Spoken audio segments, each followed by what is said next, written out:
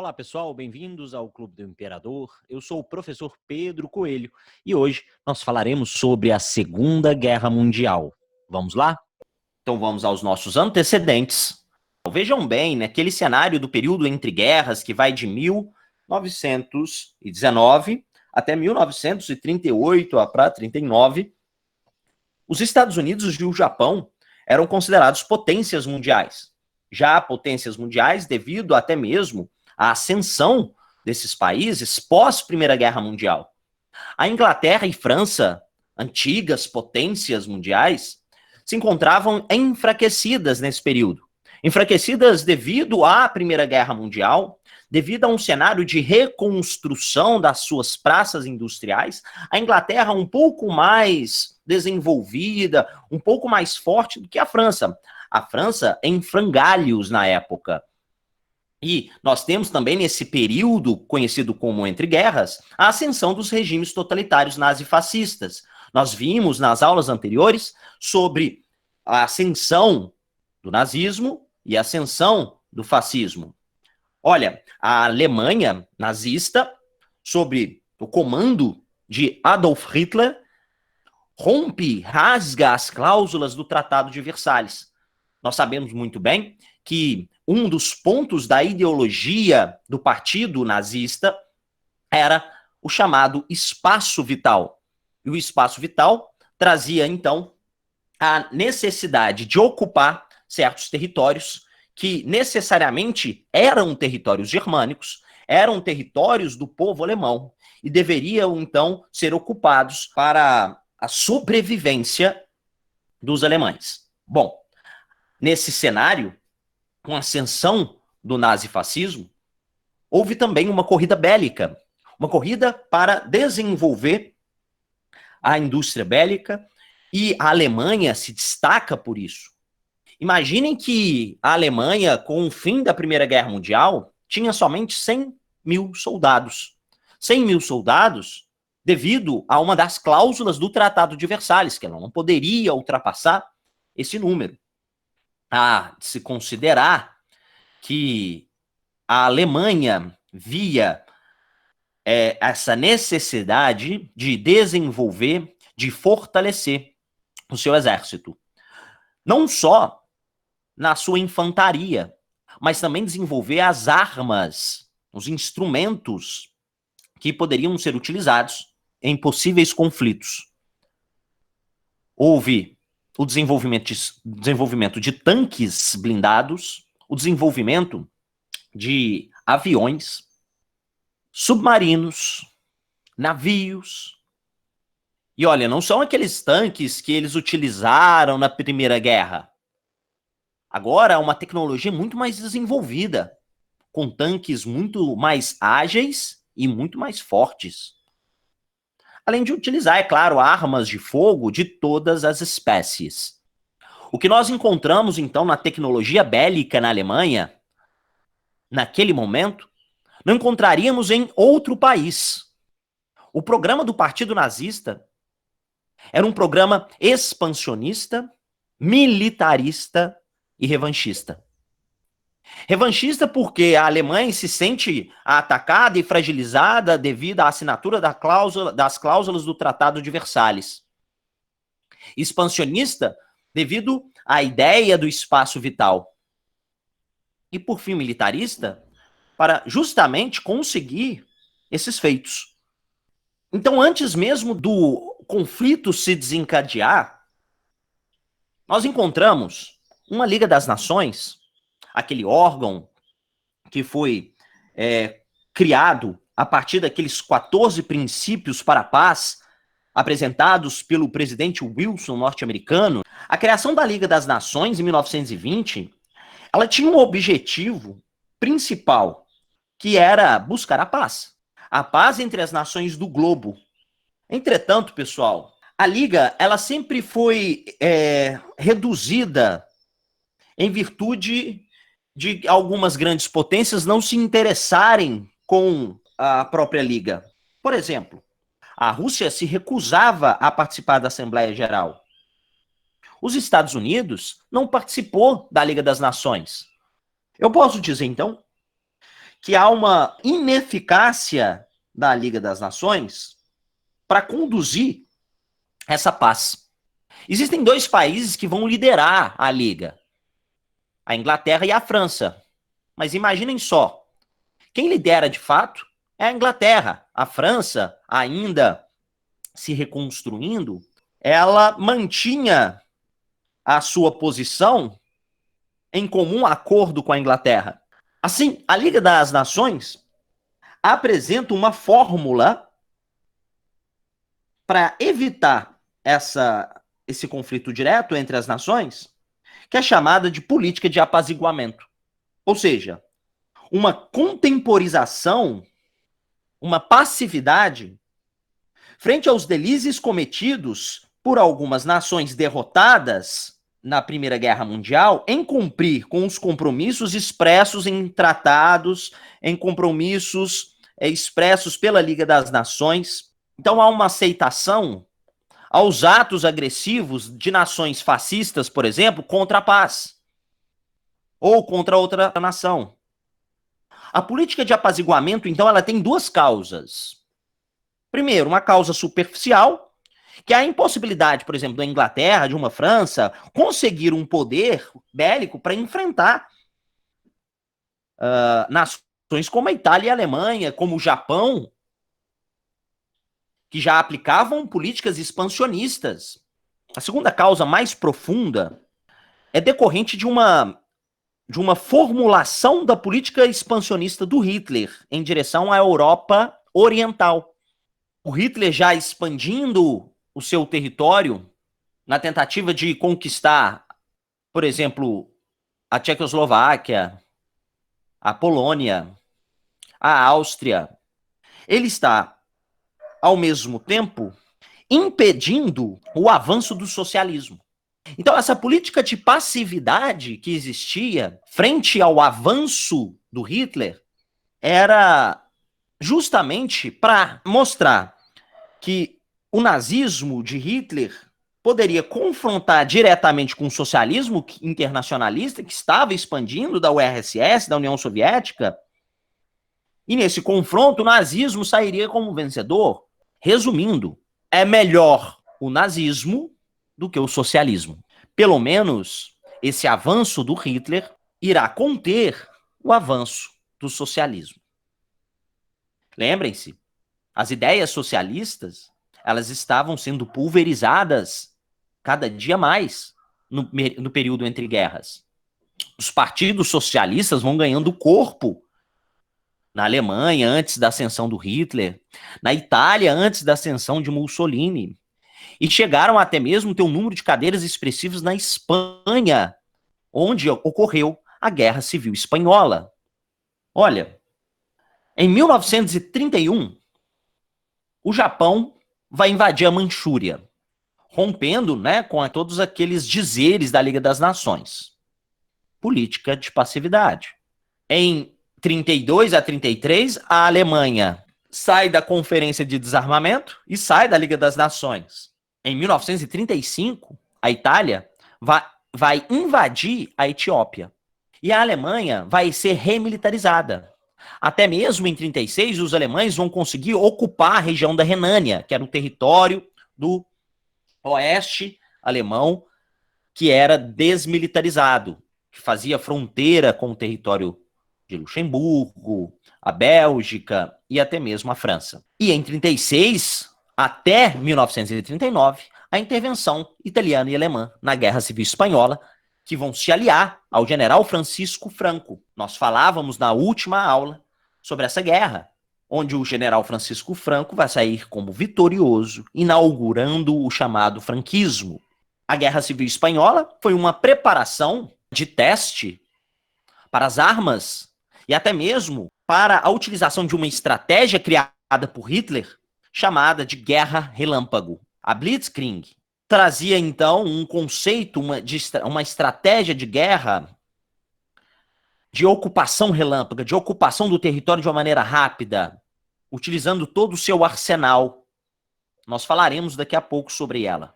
Foi na Guerra Civil Espanhola que o Hitler teve a condição de testar a sua força aérea, a Luftwaffe. A Luftwaffe vai bombardear cidades na Espanha, como o caso de Guernica, famoso caso de Guernica, representado pela obra de Pablo Picasso. Em 1936, há uma assinatura de um pacto importantíssimo, o Pacto Ítalo-Germânico. Posteriormente, o Japão também entra nesse pacto, o Pacto Anti-Comintern. O Pacto Anti-Comintern vai ser um pacto entre 3 nações, o Japão, a Alemanha e a Itália. Em 1938, a anexação da Áustria e dos Sudetos, que é um território da Tchecoslováquia, pelo Terceiro Reich do Hitler. A Áustria vai ser anexada em 1938, no chamado Auschwitz. Os Sudetos, a parte do norte da Tchecoslováquia, vai ser anexada pelo Hitler, onde ali encontrava-se uma população que falava a língua germânica. E quando Hitler já expande em 1938, ocupando os Sudetos, o primeiro-ministro da Inglaterra, que no caso, na época, era também o coordenador da Liga das Nações, vai chamar o Hitler para conversar.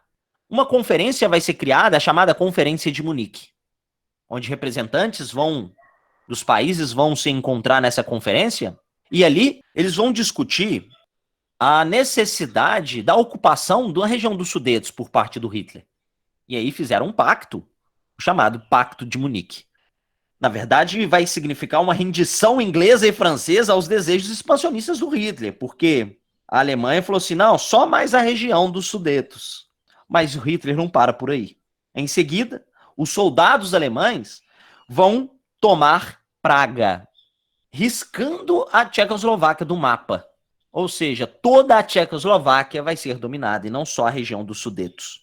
Então Hitler ele adotava uma posição agressiva, uma política agressiva. Pessoal, olha só, em 1936 houve as Olimpíadas.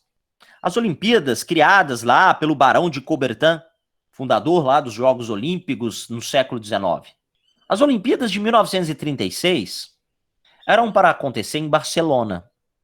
No entanto, pessoal, o comitê dos Jogos Olímpicos vão mudar de última hora a sede dos Jogos. Em 1936, houve a ascensão de uma república com maioria do Partido Socialista e instaurou-se a Guerra Civil Espanhola em seguida. Para vocês terem uma ideia, o comitê, então, propõe uma nova sede. E na discussão, em última hora, as Olimpíadas foram em Berlim. Essa transferência das Olimpíadas para Berlim mostra essa política de passividade, essa política de apaziguamento, e, ao mesmo tempo, mostra como Hitler tinha poder.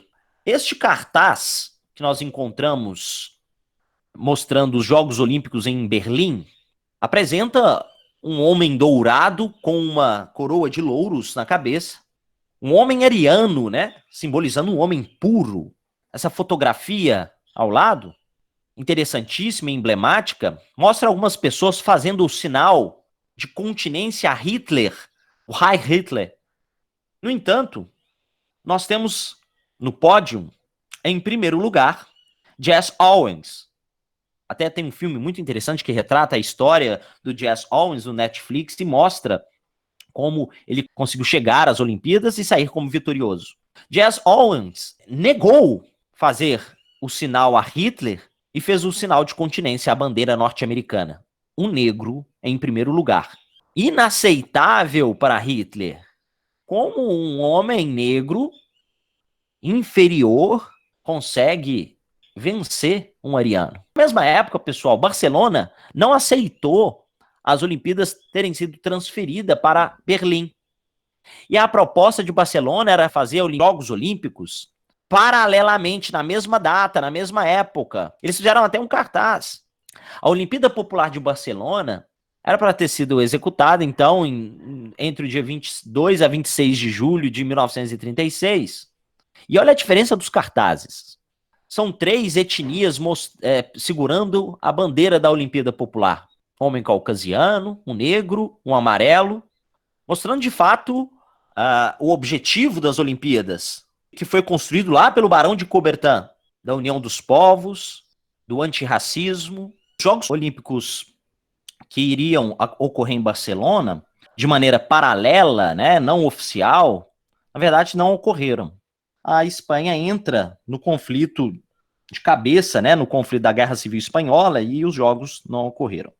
Aqui uma charge mostrando a política de apaziguamento, faz referência à política de apaziguamento realizada pela Liga das Nações sob o comando do primeiro-ministro da Inglaterra, o Chamberlain. A fala do Chamberlain, mas e o nosso tratado de amizade? E o Hitler responde: continue de pé, amigos, amigos, negócios à parte. Aqui uma outra charge mostrando quando o Hitler conquista a Tchecoslováquia. Novamente, o primeiro-ministro Chamberlain apontando o dedo para Hitler, e Hitler do lado, né, de uma moça que simbolizaria a Tchecoslováquia. O título da charge, o pior surdo, é aquele que não quer ouvir. É uma crítica mostrando que, independente das intenções, ainda a política de apaziguamento ocorria. Aqui, um mapa mostrando a expansão antes da Segunda Guerra Mundial da Itália e do Japão. A política expansionista da Itália na Etiópia e do Japão na região da Manchúria, na China. Aí nessa primeira imagem mostra um samurai, um grande samurai, destruindo navios britânicos, navios franceses. A imagem heróica do samurai, histórica, né, e heróica do samurai, vem como um símbolo da pátria, mostrando a força do Império Japonês. Um símbolo heróico. E aqui, ao lado, a bandeira do Império Japonês. Os raios aqui foram criados mostrando a expansão do povo nipônico.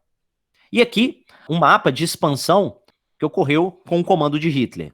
Em 1938, a anexação da Áustria, o Auschwitz. Ainda em 1938, em outubro de 1938, a anexação da região dos Sudetos, que é essa parte mais escura, aí ao norte da Tchecoslováquia. Em março de 1939, a ocupação de toda a Tchecoslováquia, a remilitarização da Renânia e, ao mesmo tempo, a tomada da região do Sar. O Sar tinha sido ocupado pelos franceses. Um território que vai ser novamente colocado sob o controle dos alemães a partir de um plebiscito que foi realizado no Sar, e nesse plebiscito o Sar vai ser novamente território alemão. E, por fim, em setembro de 1939, a ocupação da Polônia, marcando assim o início da Segunda Guerra Mundial. Mas como assim a ocupação da Polônia? Notem que no mapa nós temos aqui uma divisão da Alemanha. Notem que nessa divisão nós encontramos um território aqui conhecido como o Corredor Polonês. O Corredor Polonês é esse território da Polônia que abria margem para saída para o mar, para a Polônia ao Mar Báltico, e aí o território de Danzig. E a proposta do Hitler era conquistar o Corredor Polonês. Mas como que isso foi feito? Bom, um tratado conhecido como Pacto de Não Agressão Germânico-Soviético. Germânico-soviético? Hitler não é anticomunista? Stalin não é antifascista? Ora, esse tratado foi um tratado muito estratégico entre essas duas nações. Na verdade, houve dois tratados. Um primeiro tratado assinado antes do Pacto de Não Agressão, que era um tratado econômico, onde o Hitler oferecia verba para a URSS. Olha que loucura. Mas, nesse segundo pacto, o Pacto de Não Agressão Germânico-Soviético, conhecido também como Pacto Ribbentrop-Molotov, que seria o nome dos dois ministros das relações exteriores da Alemanha e da URSS, tinha algumas cláusulas de um não entrar em conflito com o outro. Por que o Hitler faz isso? Ele pensa o seguinte: olha, já que eu já estou expandindo meu território, e se porventura ocorrer uma guerra, eu não posso abrir margem para dois flancos atacarem dois flancos, oriental e ocidental, como ocorreu na Primeira Guerra Mundial. Lembrem-se que na Primeira Guerra Mundial, a Alemanha ela dividiu o seu exército em duas partes, onde enfraqueceu o seu exército por defender ataques da região oriental, feitos pelo antigo Império Russo, e da região ocidental pelos aliados. Agora, com o pacto de não agressão, ele pode focar o seu exército em um único flanco. Ao passo que esse pacto de não agressão também servia para o Hitler não se envolver com mais um inimigo. Até porque existia uma cláusula secreta nesse pacto, onde havia a partilha do território polonês. Nessa cláusula secreta, Stalin propunha a anexação daquele território que foi perdido na Primeira Guerra Mundial pela Rússia, que seria a Lituânia, a Letônia, a Estônia e parte da Polônia. E para o lado da Alemanha, parte da Polônia também. Então, nessa cláusula secreta, houve a partilha da Polônia entre essas duas potências, a Alemanha e a URSS. O território polonês sempre foi um território disputado. A URSS acredita que a Polônia deveria ser dela, a Alemanha acredita que a Polônia deveria ser dela, por isso essa cláusula secreta para partilhar a Polônia em duas partes. O território mais industrializado, a oeste, ficaria para a Alemanha, e a outra parte ficaria para a URSS. E a Polônia ali, no meio dessa confusão. Até mesmo existe aquela brincadeira do corredor polonês, né? Onde tem uma fileira de pessoas de um lado, outra fileira de pessoas do outro, e uma passa no meio e é espancada, né, por essas pessoas que estão de um lado e de outro. Mostrando que está sendo espancada pela Alemanha de um lado e pela URSS do outro. A Polônia é quem apanha. Em 1º de setembro de 1939, a Alemanha invade o corredor polonês. Toma Danzig. Os poloneses eles foram massacrados pela velocidade do ataque de tropas blindadas, carros de combate, tanques de guerra, os Luftwaffe, que é a Força Aérea Alemã, nessa estratégia conhecida como Blitzkrieg, a Guerra Relâmpago. Aqui algumas imagens, a invasão da Polônia, da região do corredor polonês, aqui a tomada de Danzig, a imagem ao lado mostrando o casamento entre Hitler e Stalin, uma charge remetendo ao pacto de não agressão germânico-soviético. Até quando vai durar essa lua de mel? E por fim, nesse outro mapa, mostrando as conquistas de Hitler antes da Primeira Guerra Mundial. Então nós temos a conquista da Polônia, da Tchecoslováquia e da Áustria, da remilitarização da Renânia. Bom, quando Hitler invade a Polônia, aí foi a gota d'água. Inglaterra e França vão declarar guerra à Alemanha, iniciando aí a Segunda Guerra Mundial. Eu vou apresentar 3 fases da Segunda Guerra. A primeira fase, conhecida como expansão do eixo. A expansão do eixo é dividida em 2 momentos. O primeiro momento é chamado de Guerra de Mentira. É uma fase de preparação, que vai de setembro de 1939 até dezembro de 1939. Algumas pessoas acreditavam que a guerra nem iria ocorrer, porque houve a declaração de guerra, mas não aconteceu nada. As tropas da França se mobilizaram para defender o seu território, a Inglaterra também se mobiliza, mas não houve ataque. Os combates começaram a ocorrer a partir de 1940. E de 1940 até 1942, houve vantagens das tropas do eixo. No Oriente, o Japão expandindo o seu território cada vez mais, e aqui a Alemanha também. A Alemanha, nessa época, vai ocupar, de 40 a 42, a primeiro momento, a Dinamarca, a Noruega, a Holanda. Ele quer controlar esse território, até mesmo porque ele precisa de reservas de petróleo e minério. O Hitler acreditava que ele tinha uma reserva para 2 anos de guerra. Se a guerra se estendesse por mais 2 anos, ele precisava, então, de criar estratégias para conseguir mais reservas. Imagina você abastecer navios, submarinos, tanques. É muito combustível. E, ao mesmo tempo, você precisa de minério para fabricar armas, tanques, etc. toda a ocupação da Dinamarca, Noruega, Holanda, e depois a Bélgica, vai ser feita pela Guerra Relâmpago. Os holandeses sofreram muito. Os noruegueses, para vocês terem uma ideia, eles vão tentar combater as tropas de Hitler com bicicleta, com soldados em bicicleta. Civis se aliam a soldados na resistência contra o nazismo, neutralizando o inimigo nessa região ocidental. Quando o Hitler invade a França, pessoal, ele vai invadir pela Bélgica, rompendo com a linha Margot. A linha Margot é essa linha aqui, ó, que é um território que estava sendo defendido pelas tropas francesas e inglesas, que faz fronteira com a Alemanha. No entanto, tem essa parte da Bélgica que a defesa era mais frágil. Então o Hitler ele vai fazer a mesma coisa que aconteceu na Primeira Guerra Mundial. Ele vai passar pela Bélgica e entrar na França. Então ele foge da linha Margot para conseguir entrar na França. Consegue ocupar o território francês. Quando ele vai ocupar o território francês, pessoal, preste atenção. Tem alguns franceses que vão falar que a França poderia se render a Hitler. Uma dessas pessoas no parlamento francês que propunha esse entreguismo da França era um marechal, o Marechal Pétain. O Marechal Pétain, uma pessoa muito emblemática na época, muito famosa na política, ele acreditava que a França deveria criar um tratado de paz com a Alemanha.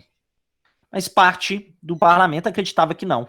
A história foi a seguinte: as tropas nazistas chegam pela Normandia, destrói o território da Normandia com essa estratégia da Guerra Relâmpago. Aqui é uma imagem da Guerra Relâmpago mostrando aí a utilização da força aérea, de navios, de tanques de guerra e de soldados da infantaria, que vão todos ao mesmo tempo, né, ocupando o território.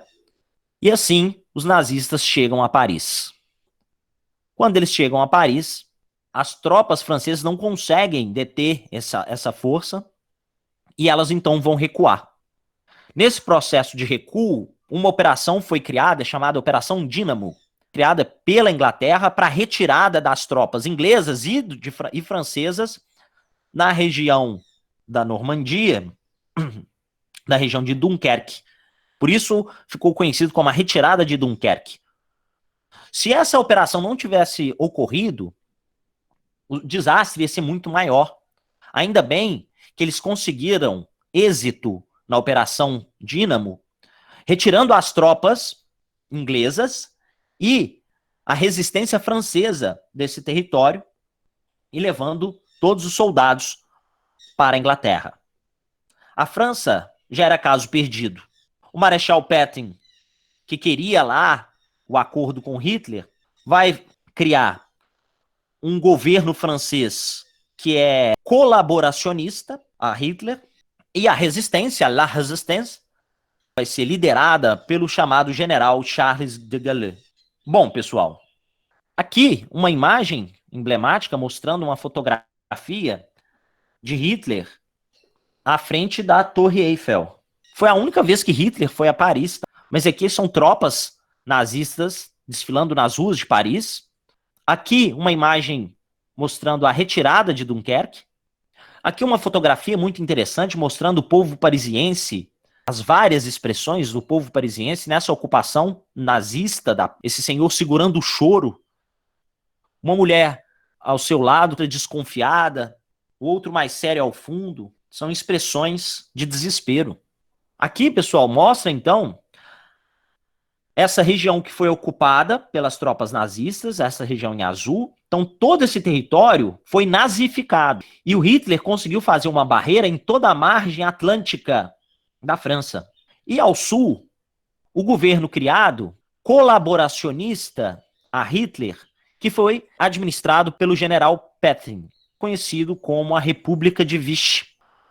Aqui, a imagem do general Charles de Gaulle. O Charles de Gaulle aqui em frente a um microfone, dias depois da ocupação nazista, na rádio BBC inglesa, fazendo um pronunciamento. E o Churchill, nessa época já primeiro-ministro, apoia essas declarações do Charles de Gaulle. e diz que ele seria o chefe dessa França livre. Logo após a ocupação da França, o que vai acontecer, pessoal? O Hitler agora vai se voltar para a Inglaterra. A estratégia vai ser diferente. O Hitler vai utilizar uma estratégia no mar e no ar. A Luftwaffe, que seria a Força Aérea Alemã, vai bombardear algumas cidades. No início, as cidades eram bombardeadas de dia, depois à noite. E no mar, eles vão tentar bloquear certas regiões para não chegar mercadoria, mantimentos para a Inglaterra. Bom, essa batalha com a Grã-Bretanha foi muito emblemática, porque foi a primeira derrota do Hitler. Mesmo com a artilharia, a força da Luftwaffe, o Hitler ele perde. Primeiro, porque existia a Real Força Aérea Britânica, que era muito forte, muito especializada. Segundo, houve um apoio dos Estados Unidos no poder bélico da Inglaterra. Os Estados Unidos, nessa época, nesse momento, ele vai se posicionar na guerra, se posicionar ao lado dos aliados, ao lado da Inglaterra. Ele não vai entrar de cara, mas ele se posiciona ao lado da Inglaterra. E um terceiro ponto para o fracasso do Hitler nesses bombardeios foi a Enigma Decifrada. Existe até um filme que fala sobre isso, que é o chamado Jogo da Imitação, onde a Inglaterra conseguiu decifrar, a partir de uma máquina, dizem que o primeiro computador, os enigmas das estratégias nazistas. Então, as estratégias eram feitas por códigos, e o código, então, era passado para os nazistas para atacar determinada cidade. E o Hitler ficava encabulado, porque quando as suas tropas chegavam naquela cidade, os aviões passavam, já existiam aviões da Real Força Aérea Britânica ali defendendo o território. Então eles estavam prevendo os ataques, e o Hitler indignado com isso. E essa previsão veio com a Enigma Decifrada. Tem uma fala do Churchill nessa época, quando ele orgulhoso, né, da Real Força Aérea Britânica, diz que jamais na história dos conflitos humanos tantos deveram a tão poucos. Ou seja, toda a população inglesa deve a sua vida aos poucos da Força Aérea Britânica. Bom, ainda nessa fase, pessoal, os soviéticos já tinham ocupado, né, a Letônia, Lituânia e Estônia, a partir daquele pacto, e parte da Polônia, né? Os fascistas tentam atacar a Grécia no Canal de Suez, declaram guerra à França, mas os fascistas não tinham o poder bélico dos nazistas, e algumas dessas ocupações foram fracassadas. E o Hitler consegue governos colaboracionistas, governos satélites na Romênia, Bulgária e Hungria. Então imagina só, nesse momento nós temos um grande período de expansão e, ao mesmo tempo, o Japão, nessa época, vai bombardear uma base norte-americana no Havaí chamada de Pearl Harbor. O bombardeio em Pearl Harbor vai fazer com que os Estados Unidos entre para a guerra, agora de maneira oficial. Primeiro, em uma guerra no Pacífico contra os japoneses, e depois com a infantaria junto à Inglaterra para auxiliá-la na guerra contra o Hitler. E assim os italianos e alemães vão declarar guerra aos Estados Unidos por isso.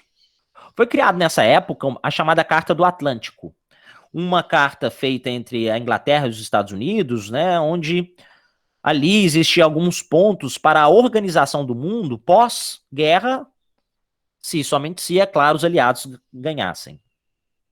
Aqui a imagem do bombardeio em Pearl Harbor. Aqui um mapa mostrando as conquistas do Pacífico, do imperialismo japonês, tudo em vermelho, foi conquistado pelo Japão. Olha só, a região da Manchúria, parte da China, toda a Indochina, ilhas no Pacífico, né? Nova Guiné. Bom, o Hitler ele não conseguiu invadir a Inglaterra. E ele queria invadir a Inglaterra por alguns motivos. Primeiro, para conseguir uma reserva de petróleo, minerais e cereais. Já que a Inglaterra não foi possível, qual que é o único caminho para Hitler? O único caminho é a União Soviética. Ah, Pedro, mas ele não tinha feito o pacto de não agressão? Problema. Invadirá a União Soviética. Nós já estamos em 1941 e ele precisa de novas reservas. Se ele não conseguiu essas reservas na Grã-Bretanha, o passo é invadir agora a URSS. Invadir a URSS seria, então, essa segunda estratégia, talvez a última estratégia de Hitler, numa operação que ficou conhecida como Operação Barbarossa. A Operação Barbarossa foi, então, caracterizada por essa invasão ao território soviético. Com milhares de homens, Hitler vai propor essa invasão e que, a primeiro momento, Stalin ele não acreditou que o Hitler estava invadindo. Em Moscou, chega as notícias para Stalin e Stalin diz, não, o Hitler fez um pacto comigo, nós assinamos um acordo de não agressão. Então, a primeira reação de Stalin foi de incredulidade. No entanto, de fato, a notícia era verdadeira. Essa estratégia do Hitler era muito arriscada. Hitler vai mobilizar 3 milhões de homens. Vai organizar 150 divisões para atacar simultaneamente diversas cidades. Toda a fronteira, então, com a Rússia está sendo atacada. O avanço nazista foi rápido. Pela seta no mapa, notem que ele foi para várias frentes. E essa campanha ela vai durar de 41 até 43. Imaginem só, 3 anos de campanha. Os soldados, pessoal, vão passar por momentos de dificuldade nessa campanha. O abastecimento das tropas vai ficar mais ineficiente. E os soldados de Hitler vão começar a passar fome nesse território, vai se enfraquecer. Há uma estratégia de terra arrasada que foi utilizada por Stalin da mesma maneira que fizeram na época de Napoleão Bonaparte. O Hitler ele não vai invadir no inverno, mas ele vai pegar o inverno, porque ele vai ficar 3 anos lá de campanha. Né? Então os nazistas eles vão pegar o inverno rigoroso. Tudo isso vai auxiliar para uma eminente derrota. Além do mais, o exército soviético era numeroso e bem mais qualificado que aquele da Primeira Guerra Mundial. Hitler pretende chegar a Moscou. Em uma das frentes de batalha que iriam chegar em Moscou, não conseguiu invadir a cidade. Ao passo que algumas outras frentes vão começar a criar estratégias diferentes para invadir outras cidades no interior. Tanto é que o Hitler ele muda de estratégia de última hora e fala o seguinte, não, vamos invadir Stalingrado. Os ataques a Stalingrado se iniciam, 40 mil civis foram mortos nessa época, em Stalingrado. As tropas alemãs invadem para ocupar pontos importantes e estratégicos da cidade. No entanto, pessoal, essa batalha foi honrosa para os soviéticos. Mesmo com todo esse poder e essa força, os soviéticos conseguem defender a cidade bravamente, unindo civis e militares. E Stalingrado não caiu. A derrota em Stalingrado não significa o fim da guerra na União Soviética, tá? Continuam alguns outros ataques menores na União Soviética, mas o exército nazista vai sofrer uma grande baixa. Nós iniciamos a segunda fase justamente com essa batalha de Stalingrado. Agora, a contenção do eixo. Nessa segunda fase, a contraofensiva dos aliados. Aqui, pessoal, é uma imagem em Stalingrado da batalha. Aqui uma outra imagem com a derrota de Hitler em Stalingrado. E o cartaz diz, Napoleão sofreu uma derrota, o mesmo será com o arrogante Hitler. Bom, nessa próxima fase, pessoal, os aliados, eles vão se organizar. Olha, nós temos 2 elementos na Segunda Guerra Mundial que vão entrar quase na mesma época. A URSS, né, as tropas soviéticas, e a tropa norte-americana. Isso vai mudar a configuração da guerra. Os Estados Unidos começam a focar primeiro na Batalha do Pacífico contra os japoneses. Uma dessas batalhas é a de Midway. A Batalha de Midway, em ilhas próximas ao Havaí, vai ser importantíssima para os Estados Unidos, porque eles conseguem, nessa batalha, a vitória contra os japoneses. Nessas batalhas, havia batalhas aéreas e batalhas navais. As aéreas, por exemplo, os japoneses utilizavam a estratégia de kamikaze. onde os japoneses que pilotavam o avião utilizavam o próprio avião como bomba. Mas a Batalha de Midway foi muito importante, então, porque ela marca o início da vitória dos aliados, mais aqui no Pacífico. E impediu que os japoneses conquistassem a Austrália. E a reação, então, começa com a chamada terceira fase, derrota do eixo, que vai de 43 a 45. Bom, no primeiro momento, há uma iniciativa que vai ser criada numa conferência em 43, chamada Conferência de Teherã. Essa conferência que aconteceu na cidade de Teherã, no Irã, foi muito importante, porque lá se reuniu os chamados três grandes, o Stalin, Roosevelt e Churchill. Na fotografia ao fundo, vocês conseguem visualizar. Há uma discussão nessa conferência de como criar uma estratégia para derrotar o eixo, para conseguir recuperar a Europa. Uma estratégia decisiva a favor dos aliados. Essa estratégia, de maneira simplificada, era proposta a partir de ataque em 3 frentes. A primeira frente, ingleses e norte-americanos vão atacar a Normandia, a região da Normandia ao norte da França. A segunda frente, também composta por exércitos ingleses e norte-americanos, mas outras tropas, como por exemplo a Força Aérea Brasileira, a Força Expedicionária Brasileira vai compor essa segunda frente, aproximadamente 25 mil homens, comandados pelo general Mascarenhas de Moraes, vão participar dessa segunda frente no Mediterrâneo. E a terceira frente, com tropas soviéticas atacando o flanco oriental. Os soviéticos começam, então, a empurrar o exército nazista, ocupando a Finlândia, Bulgária, Hungria, Polônia, Romênia, Tchecoslováquia, Iugoslávia. Essa terceira frente tinha um objetivo: atacar e ocupar Berlim. A Batalha de El Alamein, a força dos aliados, essa segunda frente, vai sair como vitoriosa. No Egito havia uma ocupação nazista, onde existia um grupo, uma tropa nazista que era conhecido como Afrika Korps, que não vão conseguir defender esse território e por isso mesmo os aliados conseguem dominar, controlar o Mediterrâneo, controlar Marrocos e Argélia e começar a atacar o sul da França e desembarcar na Itália. O Mussolini, nessa época, vai ser rendido em 1943. Até mesmo ele foge para não ser morto. A primeira frente vai criar uma operação chamada Operação Overlord, uma operação que maquiou a invasão na França.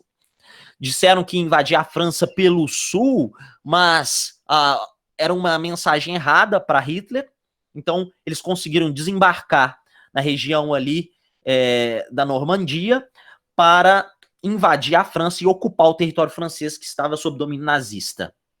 Isso em 1944. Essa operação ela vai ser muito famosa, uma operação muito importante para a história da Segunda Guerra Mundial, e esse desembarque da Normandia ficou conhecido como o Dia D.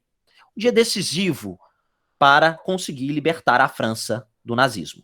E conseguiram. É claro, houve baixas. Para vocês terem ideia, esse desembarque da Normandia, 2 milhões de soldados chegaram em território francês. 2 milhões de soldados embarcaram aí no dia D. Sendo desses 2 milhões, 226 mil mortos.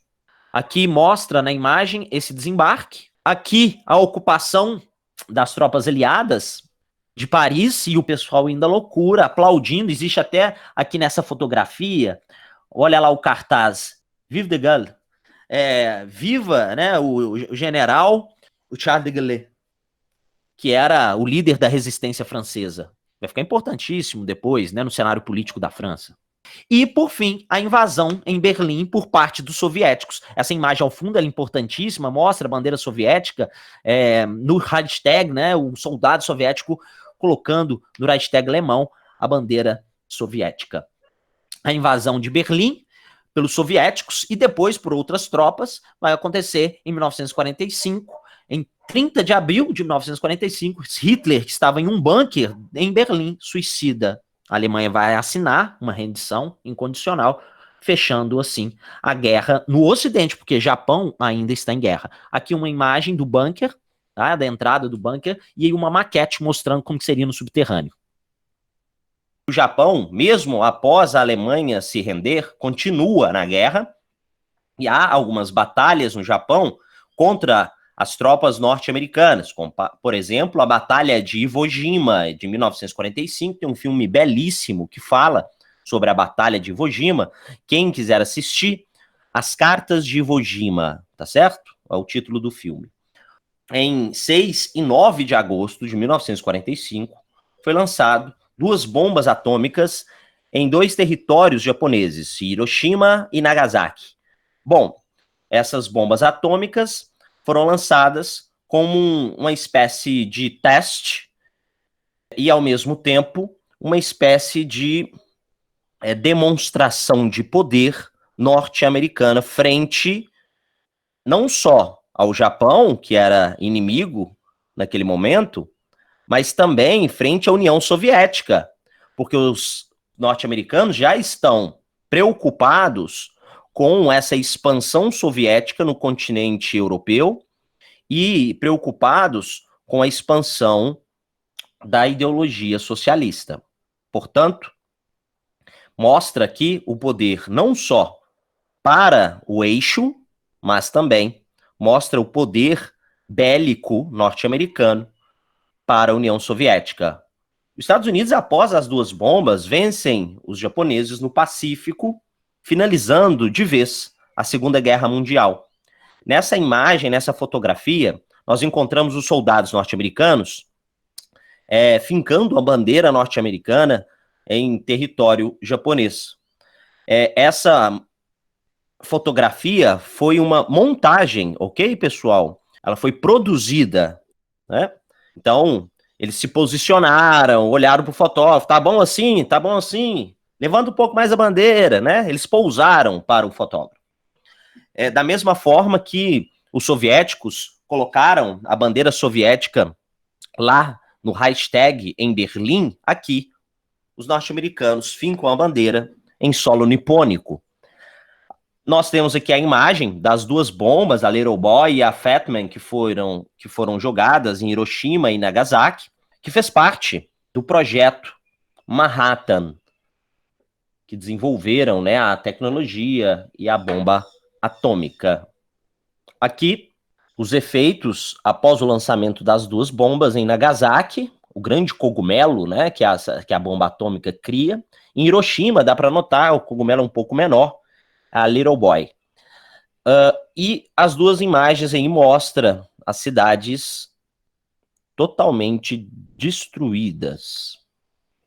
As consequências da guerra, nós temos 50 milhões de mortos, aproximadamente aí, em destaque, um número de mortos significativo na URSS, um holocausto, um assassinato aproximadamente de 6 milhões de judeus em campos de concentração, ou campos também chamados assim, campos de extermínio. Os campos de extermínio existiam em todas as partes da Europa, não se concentravam somente na Alemanha e na Polônia, mas tínhamos campos de extermínio na Noruega, na Holanda, na Dinamarca, na Espanha, na Itália, na França, ok?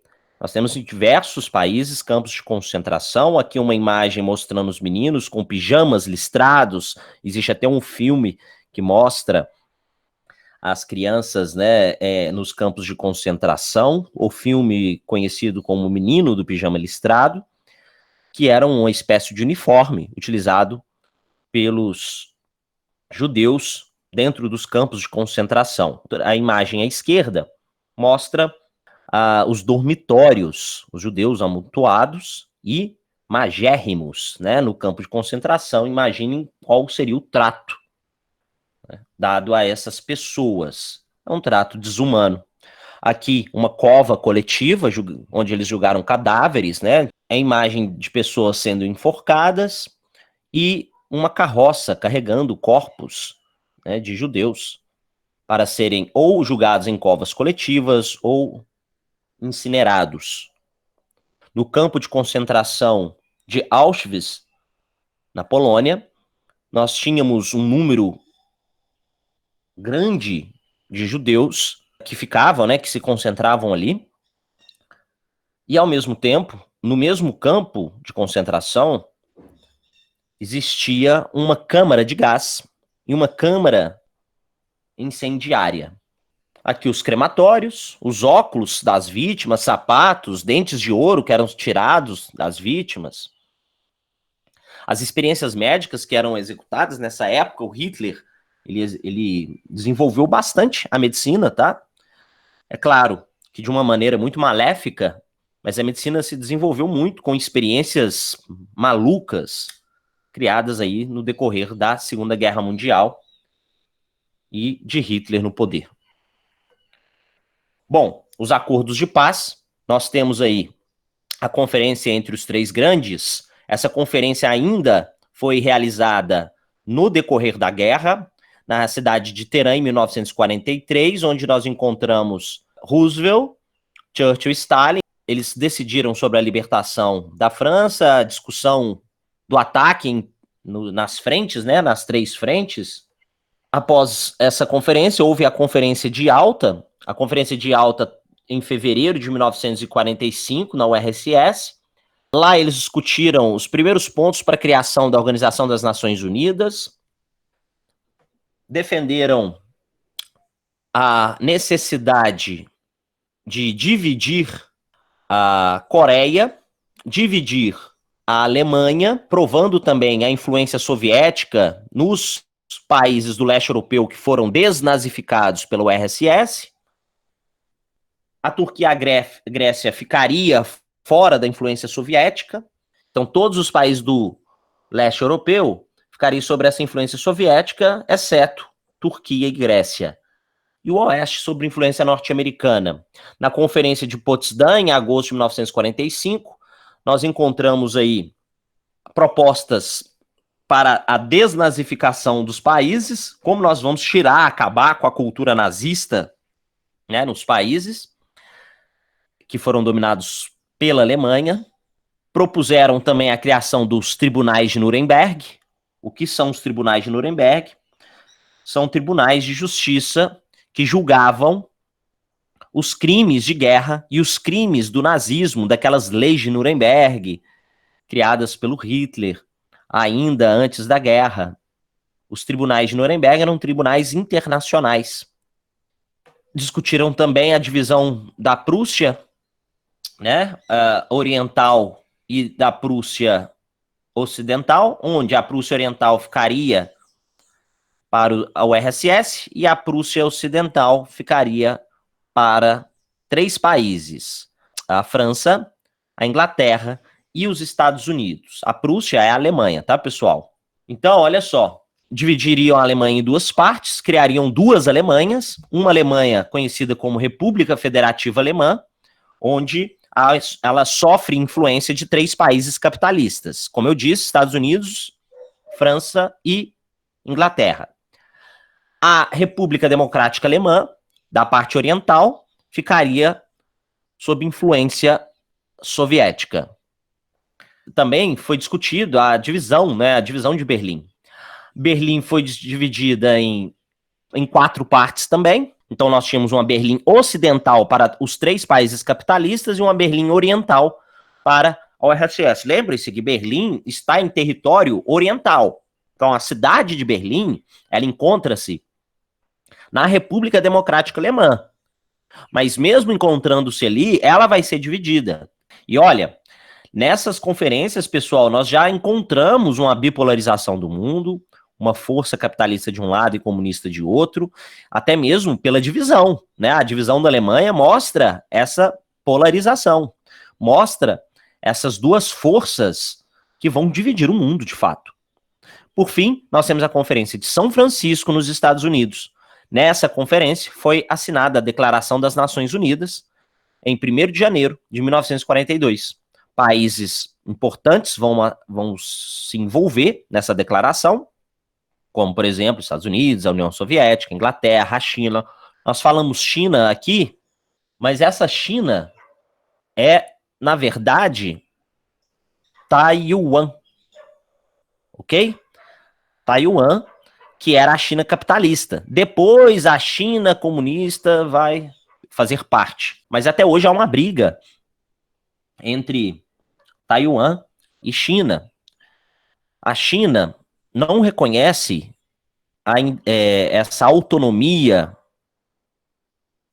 e a soberania do Estado de Taiwan, dizendo que Taiwan faz parte da cultura chinesa, que Taiwan deveria ser da China. Então, o Estado chinês hoje não reconhece, tá bom?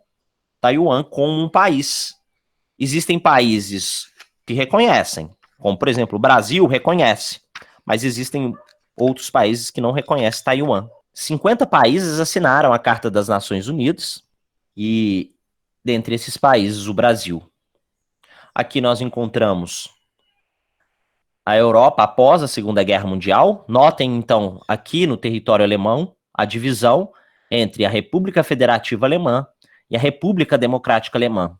A Polônia ganha sua autonomia novamente, a Tchecoslováquia também, a Áustria volta a ser Áustria. E aí nós temos aqueles países como Estônia, Letônia, Lituânia, Ucrânia, que foram absorvidos pela União Soviética, tá? A parte em vermelho sobre influência soviética. Então são países com governos pró-soviéticos, tá? Aqui em cada um desses países, como Romênia, Iugoslávia, Bulgária, a República Democrática Alemã, etc., esses países tinham um partido que controlava o país e esse partido estava linkado ao Partido Soviético Comunista, né, pessoal? O Brasil, pessoal, participa, né, da Segunda Guerra Mundial. O Brasil vai entrar na Segunda Guerra Mundial nessa época da Conferência de Teherã, em 1942 para 43. Interessante que o Brasil, a participação na Segunda Guerra ela foi muito maior que na Primeira. Na Primeira Guerra, na verdade, eles fizeram brigadas de médicos, né? Foi uma participação mais voltada para a assistência médica e alguns marinheiros defendendo o litoral da África na Primeira Guerra Mundial. Então, a participação não foi tão expressiva.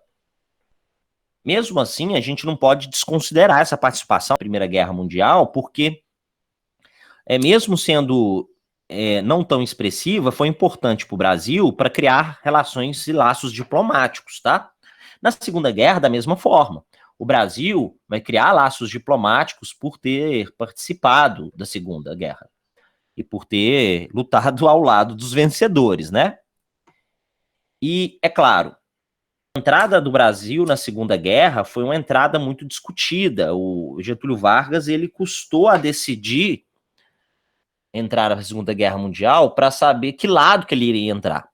Ele tinha relações boas com a Alemanha, mas os Estados Unidos também eram um grande parceiro comercial do Brasil, talvez o maior parceiro comercial do Brasil. O Getúlio Vargas, ele tem traços ditatoriais que são similares aos traços fascistas, né? Dá para notar esse traço fascista do governo varguista. No entanto, tem historiadores, como, por exemplo, Boris Fausto, que diz que Getúlio Vargas não é um fascista. Ele não é esse ditador fascista aos moldes de Hitler, Mussolini, enfim. Ele está mais para uma vertente que está sendo construída na América Latina naquela época, que é a vertente populista. E não deixa de ser um governo autoritário, não deixa de ser um ditador, mas um ditador populista. Pessoal, nós paramos por aqui. Vamos dar continuidade aos nossos estudos na próxima aula com a Guerra Fria. Muito obrigado e até lá.